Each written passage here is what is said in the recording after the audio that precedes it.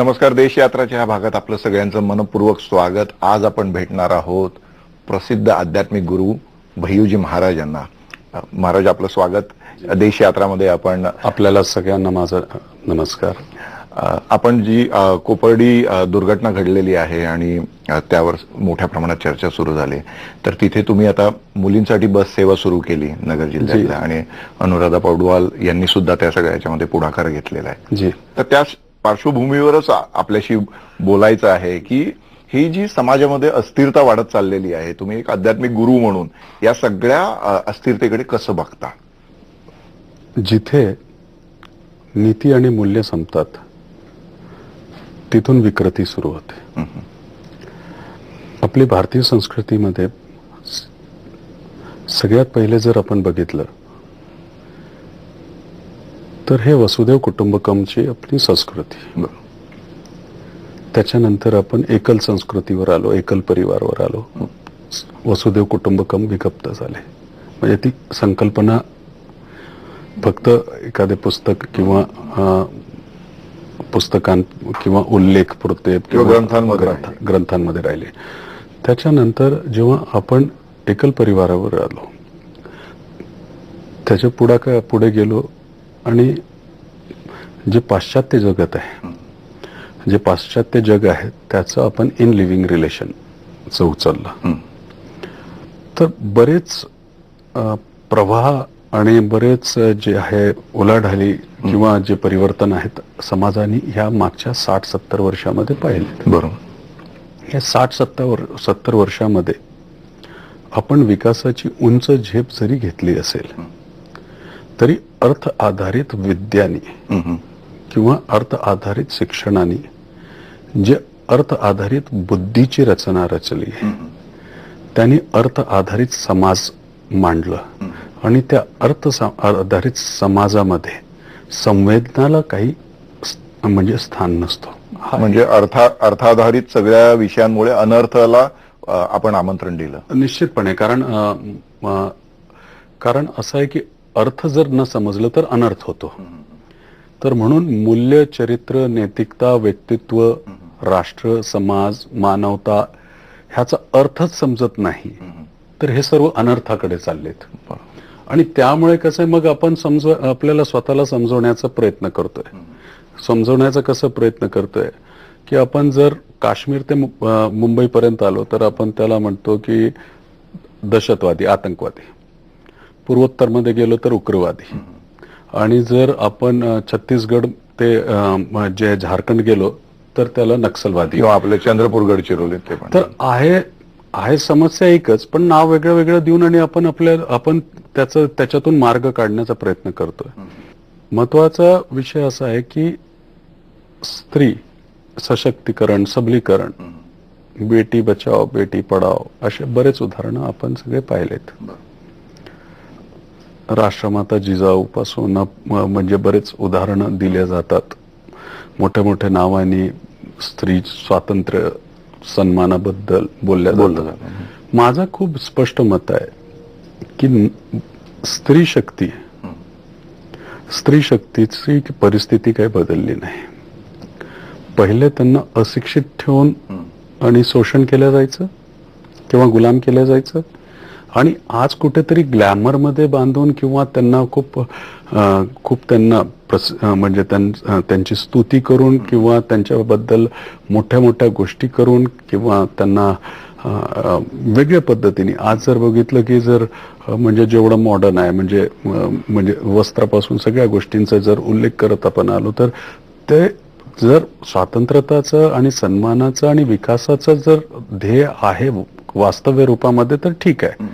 पण जर त्याच्या मागे जर शोषण करण्याची जर वृत्ती असेल तर ती घातक आहे.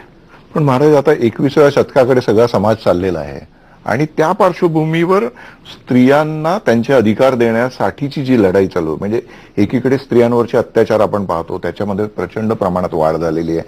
त्याविरुद्ध लोकांमध्ये खूप क्षोभ आहे, असंतोष आहे आणि तो व्यक्त होतो, रस्त्यावर येताना दिसतो.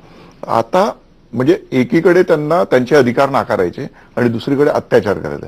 तर हा जो सिलसिला तुम्ही तो वेद काळापासूनची उदाहरणं दिली, पण तो अजून थांबलेला नाहीये. तेच तर मी म्हणतो ना की थांबणार कसं? मगध काळापासून आजपर्यंत रेड लाईट एरिया बंद झालेत का? म्हणजे अर्थोपजनसाठी स्त्रियांना शारीरिक बळी चढवावं लागते का? म्हणून अजूनही म्हणजे कामाठीपुरापासून म्हणजे आपण जर ढाका आणि तिकडचे जर बघितले तर एशियाचे सगळ्यात मोठे जे आहेत म्हणजे तिथे जर स्त्रियांची परिस्थिती पाहिली तर म्हणजे त्या काळापासून. दुसरी गोष्ट जर बघितलं तर अजूनही देवदासी प्रथा आहेच. एकीकडे तुम्ही निर्भयासाठी लढताय, म्हणजे कसं आहे की आपण जरी आधुनिक म्हणतो स्वतःला, विकासशील म्हणतोय, तर ते तेवढ्या पुरत्यासाठी म्हणतोय की ज्या स्त्रिया आणि ज्या म्हणजे जे नारी शक्ती मुले जे शहरात आलेत आणि जे शिक्षित होऊन आणि पुढे निघून आलेत त्यांच्या पुरतच तेवढं समाज म्हणजे ते बघतोय की गावखेड्यातल्या महिला एखादी शिक्षित झाली तर लगेच आपली खूप आपण चातुर्यपूर्ण पद्धतीने म्हणजे मूर्ख बनवण्याचं कार्य करतो. म्हणजे कल्पना चावलाला घेऊन येतो आपण, मग लगेच म्हटलं की जर पुरातन काळामध्ये गेलो तर लगेच आपण अहिल्या माताला घेऊन येतो, जिजा माताला घेऊन येतो. परिस्थिती ते नाही आहे. आत्ता ही बाछडा समाज मध्य प्रदेशमध्ये मंदसौर आणि नीमचमध्ये 10 वर्ष मायनर मुलींना 10 ते 11 वर्ष 12 वर्षाच्या ज्या मायनर मुली आहेत त्यांना म्हणजे त्यांची अमानुषकी परिस्थिती आहे. तर खरं म्हटलं तर म्हणजे जे स्त्री आणि जे नारी शक्ती ज्यांना एक्सपोजर मिळालाय तेवढेच ते म्हणजे ते स्टेबल आहे. पण बाकी का नाही आहे स्टेबल? त्याचं कारण असं आहे की आपण कधीही यासाठी प्रयत्न नाही केलाय. जर प्रयत्न केले असते तर मगध कालापासून आत्तापर्यंत हे कामाठीपुरा काय, म्हणजे हा एक माझा म्हणजे प्रश्न आहे. दुसरा, जर प्रयत्न केले तर यश पण मिळतो. ह्याचा मोठा उदाहरण, हे सगळ्यात मोठं उदाहरण आहे राजा राममोहन राय. सतीप्रथा बंद केली, म्हणजे त्यांनी ताकदीने त्या काळामध्ये बंद करायला लावली. म्हणजे तुमच्यामध्ये जर इच्छाशक्ती असेल तर तुम्ही बदलू शकता, तसं नाही आहे. आताचं सरकार जे आहे केंद्रातलं किंवा राज्यातलं, तुम्ही त्या सगळ्यांना खूप जवळून ओळखता, तुमचे स्नेहाचे संबंध आहेत. तुम्ही कधी त्यांच्याशी या विषयावर बोललात का? हो, आणि त्यांचं जे अपयश आहे या विषयाचं ते कधी तुम्ही त्यांच्या निदर्शनास आणून दिला का? कसं आहे, ते दोन दृष्टीने ह्या गोष्टीला बघतात. एक आहे की मुली शिक्षित व्हायला पाहिजे, त्याच्यासाठी काही योजना चालवता येतं, मुलींना काय सुविधा देता येतं त्यासाठी बघतात. मुली वाचायला पाहिजे, म्हणजे जे फिमेल इन्फर्टिसाइड आहे किंवा कन्या भ्रूण हत्या आहे ती थांबायला पाहिजे, त्याच्यासाठी बघतात. तर त्यांचं जे आहे ते एक फिक्स फॉर्मॅट्स असतात. म्हणजे जे काही मुद्दे आणि काही बिंदू त्यांनी काढले, म्हणजे जे त्याच्यावर काढलेले असतात त्याच्यावरच कार्य करतात. बरोबर. बघा ना, निर्भया फंड जर आलाय, एक छोटंसं उदाहरण आपल्याला देतो. तर ते निर्भया फंड म्हणजे जर हा ठीक आहे ना की जर आपल्या राज्यात घटना नाही घडली तर चांगलीच गोष्ट आहे, पण जर देवदासींच्या मुलींसाठी ते प्रयत्न म्हणजे जर वापरण्यात आला तर बरोबर. एक माझा एक छोटासा प्रश्न आहे. परत किती अशा म्हणजे मेंटली रिटार्डेड वुमन्स असतात, बरोबर, त्यांना देहभान नसतो, रात्री कुठे कोणी लोक पिऊन फिरत असतात आणि त्यांचं ते कधी मॉलेस्टेशन होतं. ते मॉलेस्टेशन झाल्यानंतर ते प्रेग्नंट होतात, त्यांचं रिहॅबिटेशनचं काय?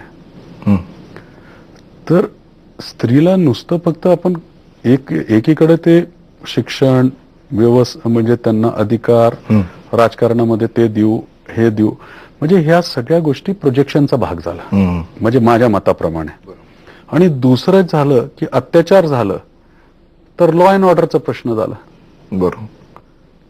तर प्रोजेक्शन आणि लॉ अँड ऑर्डर हे असे विषय स्त्री शक्तीच्या निर्माणमध्ये आजच्या काळामध्ये नसायला पाहिजे.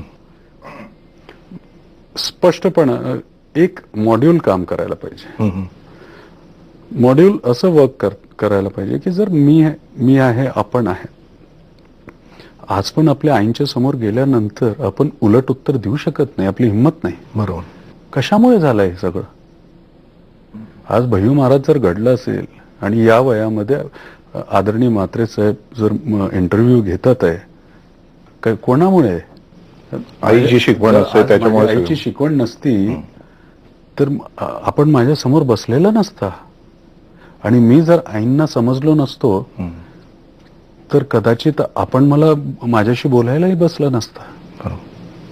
आपण चॅलेंजेस कुठे कुठे आहेत त्याच्यावर का वर्क करत नाही? म्हणजे मूळ घरापासून, घरातल्या संस्कारापासून या सगळ्या चॅलेंजेस. आता कसं होतं, मुलांना लैंगिक शिक्षण द्या, सेक्स एज्युकेशन द्या, फार फोर्स करतात. सेक्स एज्युकेशन कसं द्यायचं? तसंच तर आजकाल सगळ्यांना माहित आहे. इंटरनेटचा एवढा मोठा एक्सपोजर आहे. आपले व्हॉट्सअपवर आपण 2 मिनिटाच्या आत आपण MMS क्लिप डाऊन करतात लहान लहान मुलं. आम्ही सर्वे केलाय, मी वर्क केलंय याच्यावर, मी निवळ बोलत नाही, म्हणजे याच्यावर खूप काम केलेलं आहे.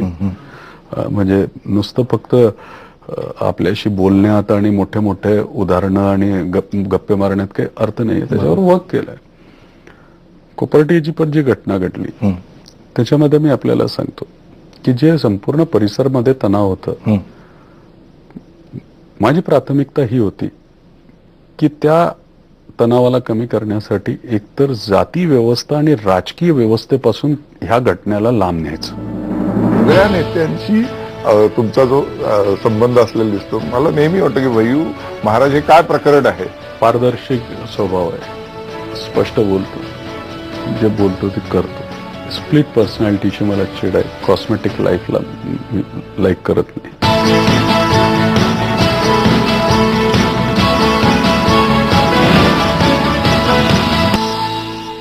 भैयू महाराज आम्हाला, म्हणजे आनंदीबेन जोशी गुजरातमधून राजीनामा देण्याच्या वेळेस पहिल्यांदा नरेंद्र मोदींना भेटतात आणि नंतर थेट भैयू महाराजांना भेटायला जातात. इथे राज ठाकरे, उद्धव ठाकरे इतर वेळेस एकत्र दिसणार नाहीत, पण भैयू महाराजांच्या इथे एकत्र दिसतात. मुख्यमंत्री देवेंद्र फडणवीस असो किंवा विलासरावजी असो, गोपीनाथ मुंडे, ह्या सगळ्या नेत्यांशी तुमचा जो संबंध असलेला दिसतो. मला नेहमी वाटतं की भैयू महाराज हे काय प्रकरण आहे?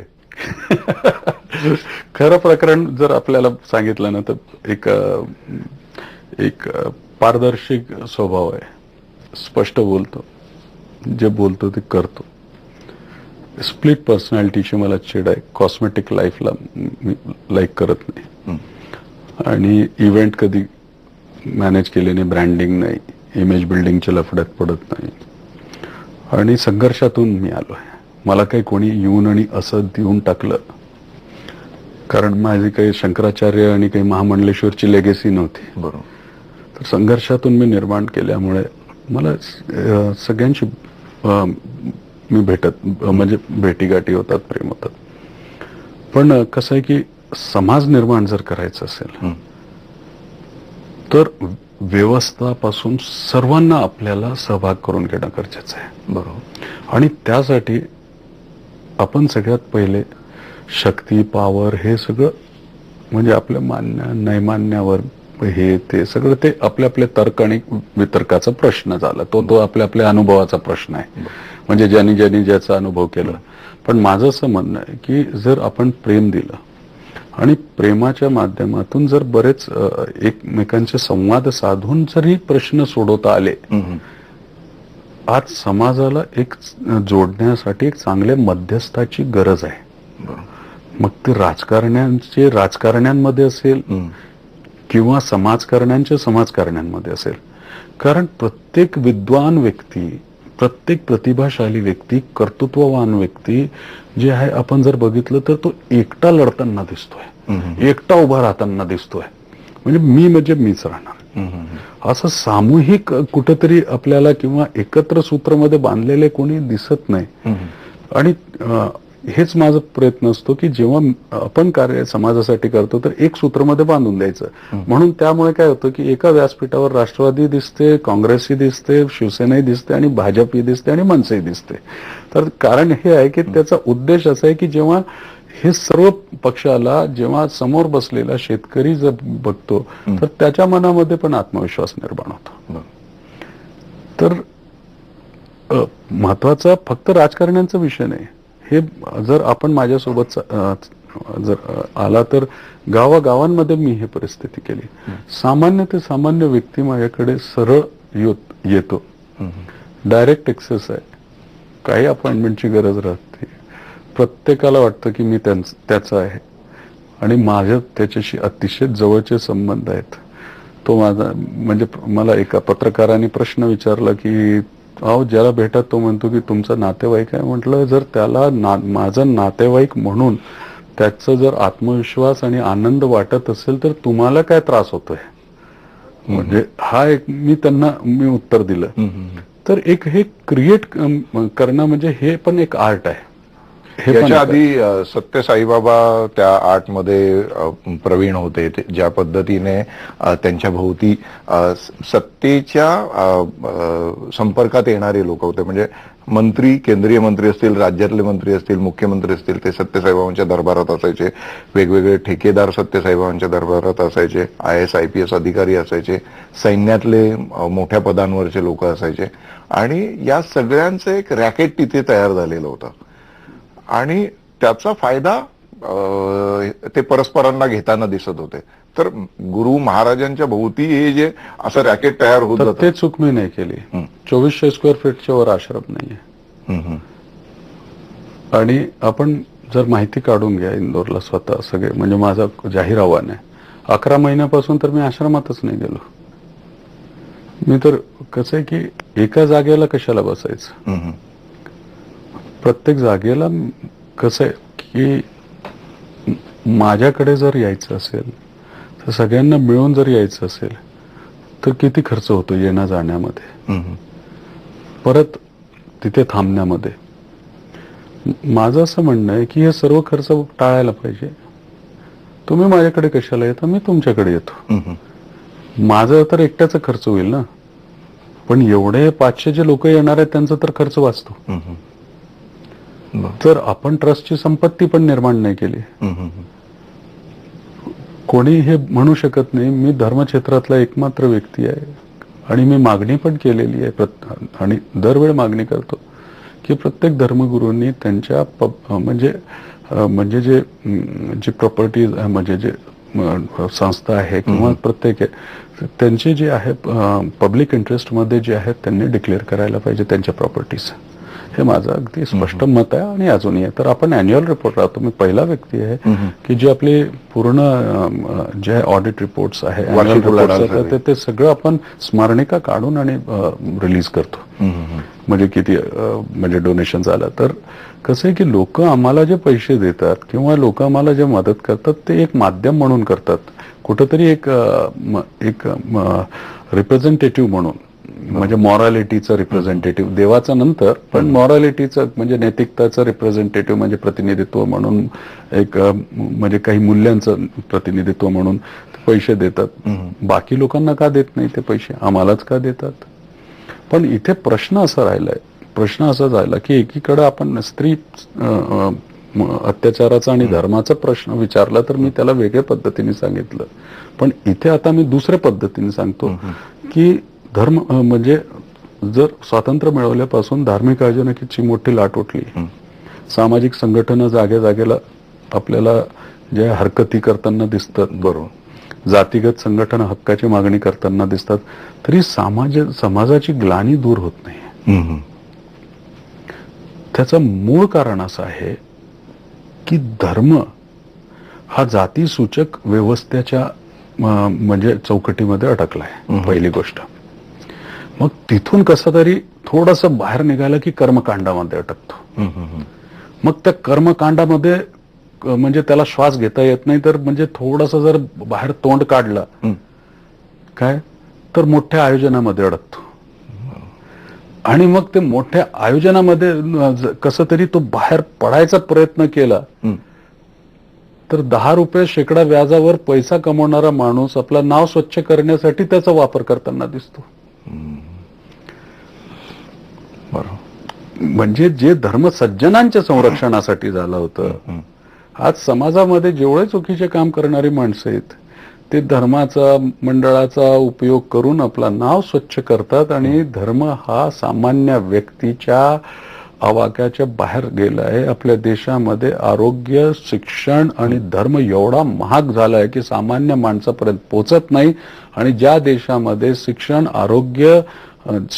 आरोग्य आणि धर्म हे महागडे होऊन जातात, त्या देशातली नैतिकता, त्या देशातली वैचारिक पातळी, मोठे मोठे तुम्ही भाषणं द्या, प्रवचन द्या, गप्पे मारा, मोठे मोठे चर्चा रंगवा, मग ते तुम्ही टेलिव्हिजनवर रंगवा की कुठेही म्हणजे चर्चा करा, आरोप लावा, आरोपाचा ठेवा, काही होणार नाही. कारण कसं आहे की जर आरोग्याचा प्रश्न आई मरताना एखाद्या मुलाला दिसते तर त्याला दुसरे प्रश्न समोर येतात. तर सगळ्यात पहिले आदर्श निवडताना आपले तरुणांनी जर ह्या परिस्थितीतून वर यायचं असेल, कुठंतरी समाजाला, राष्ट्राला एक बांधिलकी द्यायला पाहिजे, माणुसकीला बांधिलकी द्यायला पाहिजे, तर आपल्या तरुणांनी एखाद्या व्यक्तीला आदर्श म्हणून स्वीकारताना हे विचार करायला पाहिजे की त्यांनी राष्ट्र, समाज आणि मानवतेसाठी काय विचार दिलेत, त्याच्याबरोबर काय कार्य केलेले आहेत.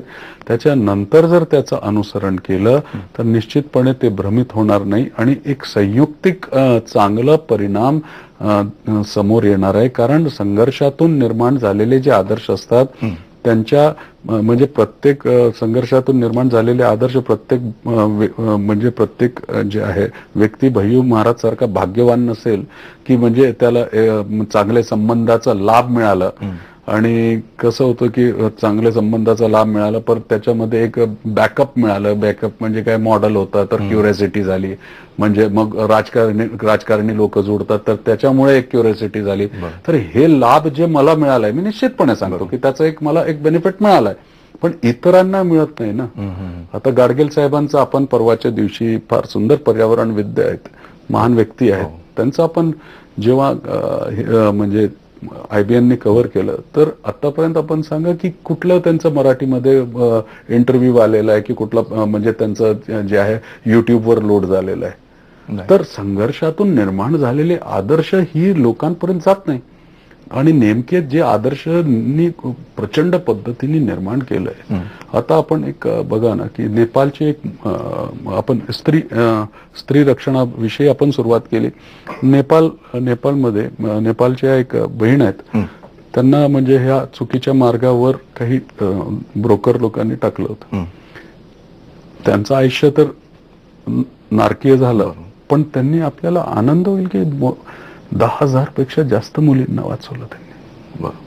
किती उदाहरण आपल्याला मी असे देऊ शकतो, किती उदाहरणं मी असे आपल्याला माझ्याकडे पूर्ण रिसर्च वर्क आहे ह्याचं की जे लोकांनी आज ज्यांच्यामुळे समाज टिकलेला आहे, ज्यांच्यामुळे समाज चालतो, प्रसिद्धी असणारे व्यक्ती समाज चालवतात. मी हार, फूल, नारियल, तुरे सर्व बंद केले, कारण हे सगळं जोडलं तर 500 रुपयाचं खर्च होतो. ह्या 500 रुपयामध्ये एक चिमुकल्याचं, एक चिमुकलीचं म्हणजे ड्रेस शिवला जातो.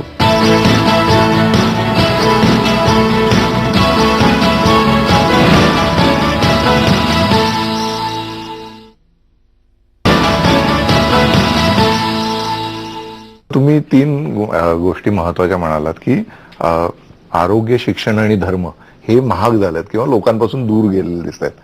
तर मधल्या काळामध्ये तुम्ही पण या सगळ्या याचा संन्यास घेण्याचा जे विचार बोलून दाखवले. कारण कसं आहे, मला त्याच्यातला प्रश्न का विचारायचा वाटतो की साधारणतः गृहस्थाश्रमामध्ये असलेला माणूस सगळ्या गोष्टीला कंटाळून आध्यात्मिक याच्यामध्ये जातो आणि तो म्हणतो की मला यापासून दूर व्हायचंय. पण तुम्ही तर आध्यात्मिक क्षेत्रातलेच आणि तुम्ही त्यापासून दूर होण्याचा कसा विचार व्यक्त केला? सध्या खरंच सांगू का, जे आजची परिस्थिती आहे धर्मक्षेत्रातली आणि जी बाजारवादी व्यवस्था आहे त्याला कंटाळलो. म्हणजे मी सध्याची जी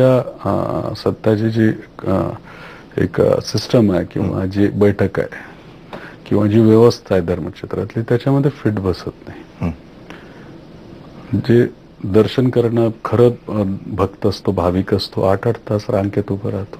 लहान लेकरं रडत राहतात, अक्षरशः म्हणजे त्यांना तहान लागलेली असते, काय ते देवापर्यंत पोहोचू शकत नाही. दुसरीकडे जर बघितलं तर जे 5 रुपये शेकडा व्याजावर पैसे कमवणारे आहेत, 4 गोल्ड चेन घातलेली, 8 अंगठ्या घातल्या, आले आपले काय हे भक्त आहेत, आले मागून दर्शन केलं आणि निघून गेले. काय तुम्ही समाजामध्ये मेसेज देणार आहे? ह्याला धर्म म्हणावं, ह्याला अध्यात्म म्हणावं? अध्यात्म काय असतं? सुप्त संवेदनाला जागृत करणे, म्हणजे जी जिज्ञासा तर्कमध्ये बदलते, आपल्या आतली जी जिज्ञासा आहे, म्हणजे विविध इंद्रियांच्या माध्यमातून जी जिज्ञासा निर्माण होते, ती जिज्ञासा म्हणजे कसं असतं की जेव्हा परिस्थिती आणि वातावरणाच्या म्हणजे संपर्कात येते तर ते तर्कमध्ये निर्माण बदलते. आणि ते तर्कवर जेव्हा चिंतन लागतो, म्हणजे चिंतन जुळतो, म्हणजे भावनिक आपले जे इंद्रियांपासून भावतत्वाचा स्राव होतो आणि ते विचारमध्ये निर्माण होतात, तर ते चिंतनमध्ये बदलतो. ते सर्व विचार चिंतनमध्ये येतात. ते चिंतन, त्या चिंतनापासून जे सज्ञान प्राप्त होतं त्याला अध्यात्म म्हणतात. म्हणजे सोपं आहे अध्यात्म.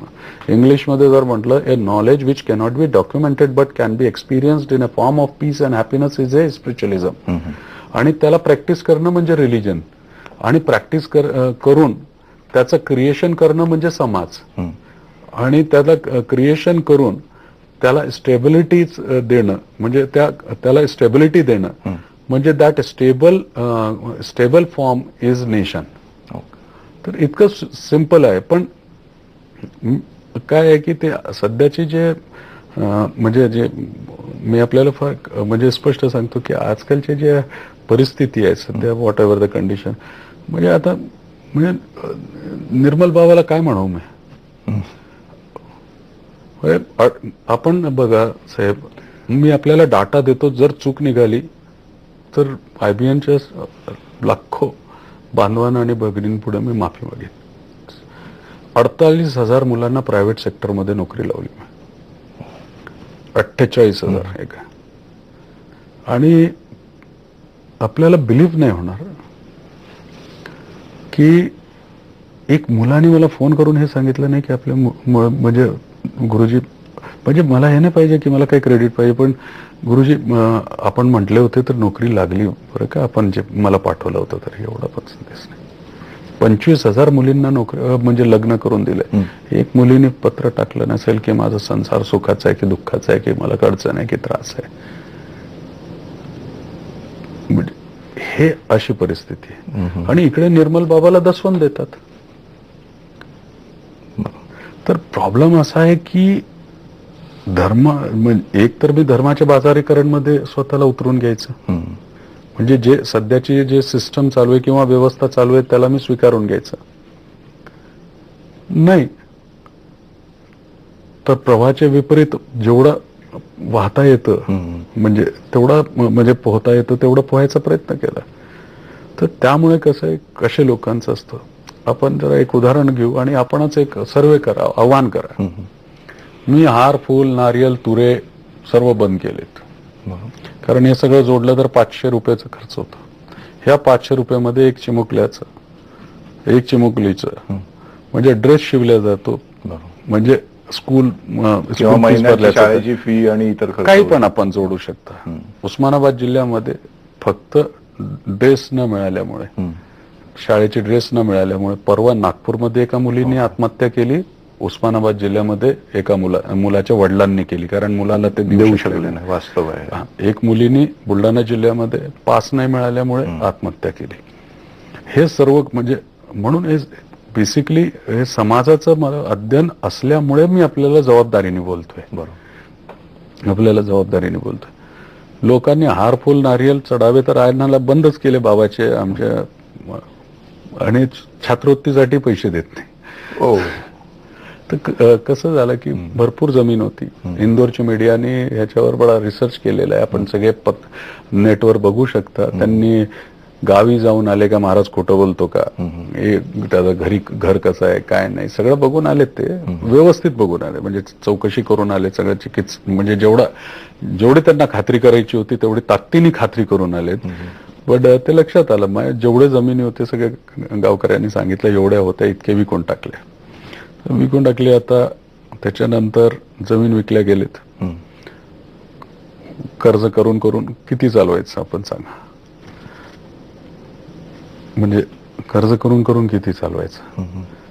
मग त्याच्यानंतर 85 वर्षाची आई आहे, ते बेडरिडन आहेत. आता मुलगी एकटी आहे, म्हणजे मीच तिची आई आहे, मीच तिचा वडील आहे. मग तुमचं नजीकच्या काळातच पत्नी गेल्या ना? तर ते आता शेवटी मग मला जेव्हा वाटलं की माझ्या वडिलांचे पैसे मी आईच्या आरोग्यासाठी खर्च ठेवले, तर मी खर्च करून टाकले ते लोकांसाठी.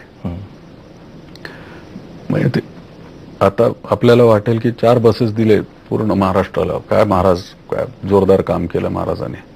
आपण फोन करा रत्नाप्रभा मोटर्सला, महाराजनी पैसे दिले का तुम्हाला आतापर्यंत? मी त्यांना सांगितलं, बाबा माझ्याकडे जसे जसे येतील तसं देणार मी, माणुसकी म्हणून मला मदत करा. म्हणजे विनंती करून आणि ते घेतलेत. असा काही पुढेकार येऊन आणि मला कोणी मदत करून आणि की तुम्ही चांगलं काम केलंय हे घ्या 51,000 रुपयाचा चेक, त्या मला नाही देणार. ते राधे मला देतील, ते नित्यानंदला देतील. स्कॅन्डलमध्ये फसलेलं उज्जैनमध्ये कुंभमेळ्यामध्ये हा नित्यानंद, मी त्या महाराजावरच बोलणार नाही त्याला, हा नित्यानंद 5 लाख रुपयाची दीक्षा देत होता. 3 लाख रुपये मध्ये दीक्षा, म्हणजे त्यांनी जेव्हा लोकांनी घेतली नाही तर कन्सेशन केलं 3 लाख रुपये. माझं भांडण तिथेच होतं. त्यावेळेला मी खूप लढा दिला, एकटा लढा लढलोय सगळे ह्या व्यवस्थेला. त्या उज्जैनच्या कुंभमेळ्याच्या माझा 100 कोटीचे टेंट. छत्तीसगडमध्ये आपण विश्वास नाही करणार, लोक जे अन्न उगवल्यानंतर जे पडतो ना शेतामध्ये ते खात होते. काय तुम्ही म्हणतो तुम्ही, म्हणजे आपण भारतीय आहोत, गर्व से कहो, मग मग हिंदुत्व आणि मग समता आणि मग समरसता, कसले नाटक शब्द आहेत. मोठ्या मोठ्या सगळ्या हे डिबेट्सवर चांगले दिसतात. जेव्हा पारद्यांची मुलं उपाशी मरतात, जेव्हा HIV मुलं तडफडत मरतात, जेव्हा म्हणजे फुटपाथवर फिरणारे मुलांचं भवितव्य दिसत नाही, जेव्हा कचरा वेचणारा म्हणजे आयुष्य म्हणजे बाळपण हा म्हणजे संपत जातो. काय लहान लहान मुलींचे ज्या पद्धतीने देवदासी म्हणून हाल केल्या जातात, तृतीयपंथी आत्तापर्यंत भटकत आहेत. असे कितीतरी प्रश्न आहेत. ह्या प्रश्नांना 33 कोटी लोकांना पाणी नव्हतं. आज तुम्ही मोठ्या ज्यांच्या पोटं भरलेले आहेत त्यांना तुम्ही देशी तुपातल्या पुऱ्या आणि भाज्या खाऊ घालून राहिले. अरे कशासाठी करताय तुम्ही? धर्मासाठीच करताय ना, पुण्यासाठी करताय? तर ज्यांच्या पोटात नाही त्यांना खाऊ घाला ना. तुम्ही या सगळ्या याच्यातून निवृत्त होण्याचा जो निर्णय घेतला की आध्यात्मिक नॉर्मल माणूस प्रपंचातून अध्यात्माकडे जाण्याचं, त्याला निवृत्ती होता. आदरणीय मोहनजी भागवत साहेबांनी मला दुसऱ्याच दिवशी आले ते निवृत्तीचे. ते माझ्याकडे 6 तास होते. त्यांनी मला बोललेत म्हणजे की आपण सोडायचं नाही, लढायचं, जे काय होईल ते बघू.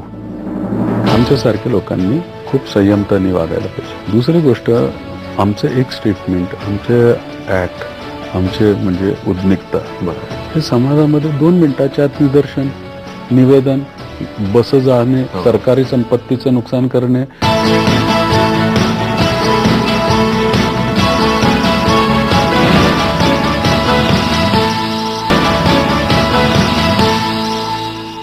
तुमच्या मध्यंतरी तो हल्ला सुद्धा झालेला होता जी, आणि तुम्हाला लागलंही होतं त्या सगळ्याच्यामध्ये.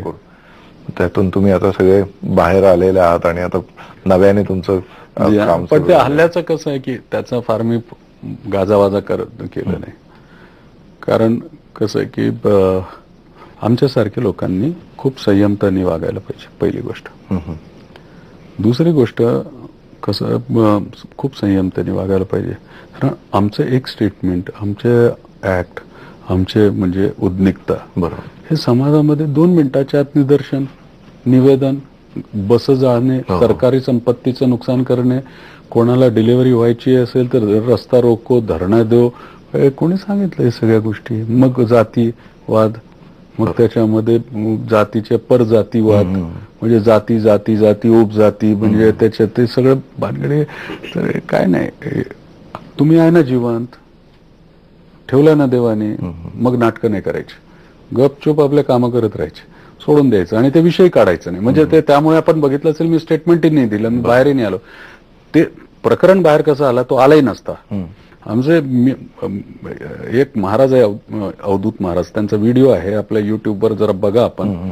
त्यांनी काय 4 कोटी इन्व्हेस्ट केले प्रचार प्रसारसाठी. आपले कुंभमेळ्यामध्ये मोठा मठ म्हणजे ते बांधला, टँट वेंट, आणि 4 कोटी इन्व्हेस्ट झाले. आणि त्यांनी पत्रकारांनाच सांगितलं, क्या बोले मैं तो फंस गया, बोले 4 करोड रुपये खर्च हो गए, 10,000 रुपये रिटर्न आहे.